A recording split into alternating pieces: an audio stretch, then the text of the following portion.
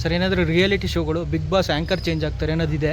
Anchor ಅಂದರೆ ನಮಗೆ ನೆನಪಾಗೋದು ಗಣೇಶ್ ಸರು, ರಮೇಶ್ ಸರು, ಸುದೀಪ್ ಸರ್ ಬಿಟ್ಟರೆ. ಸೊ ನಿಮ್ಗೇನಾದ್ರು ಆಫರ್ ಬಂದಿದೆಯಾ, ಮಾಡ್ತೀರಾ? ಇಲ್ಲ ಬಿಗ್ ಬಾಸ್ ಎಷ್ಟು ಚೆನ್ನಾಗಿ ಮಾಡ್ತಿದ್ದಾರೆ ಸುದೀಪ್ ಅವರು. ಆಗ ಆಯ್ತು ಅದ್ಭುತ ಮಾಡ್ಕೊಂಡು ಬರ್ತಾ ಇದ್ದಾರೆ. ಅದೆಲ್ಲ ಏನು ಮಾತುಕತೆ ನಡೆದಿಲ್ಲ. ನಮ್ಮ ಹತ್ರ ಯಾರು ಯಾವತ್ತೂ ಬೇರೆ ಬಂದಿಲ್ಲ. ನಮ್ಮ ಸೆಕ್ಟರ್ ಬೇರೆ. ನಾನು ಮಾಡ್ಕೊಂಡು ಬಂದ ವೀಕೆಂಡ್ ರಮೇಶ್ ಇರ್ಬೋದು. 15 ವರ್ಷದಿಂದ ಶೋಸ್ ಮಾಡ್ಕೊಂಡು ಬರ್ತಾ ಇದ್ದೀನಿ. ಪ್ರೀತಿಯಿಂದ ರಮೇಶ್ ಆಯಿತು, ರಾಜಾರಾಣಿ ರಮೇಶ್ ಆಯಿತು, ಕನ್ನಡದ ಕೋಟೆ ಅಭಿವೃದ್ಧಿ ಆಯಿತು, ವೀಕೆಂಡ್ ವಿತ್ ರಮೇಶ್ 5 ಸೀಸನ್ ಆಯಿತು, ಈಗ ಮಹಾನಟಿ ಆಯಿತು. ಬಟ್ ನಾನು ನನ್ನ ರೂಟಲ್ಲಿ ಹೋಗ್ತಾ ಇದ್ದೀನಿ. ಈ ಆಫರ್ ನನಗೇನು sir next weekend with Ramesh ಯಾವಾಗ ಗೊತ್ತಿಲ್ಲ. ಜನ ಎಲ್ಲರೂ ಕೇಳ್ತಾನೆ ಇದ್ದಾರೆ. ಇದು ಚಾನಲ್ಗೆ ಬಿಟ್ಟಿದ್ರು.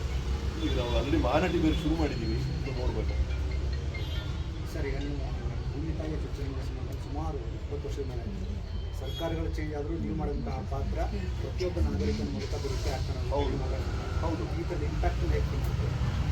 ಅದೇ ಅದು 20 ವರ್ಷ ಅಲ್ಲ, ಇನ್ನೂ 20 ವರ್ಷ ಆದರೂ ಕೆಲವು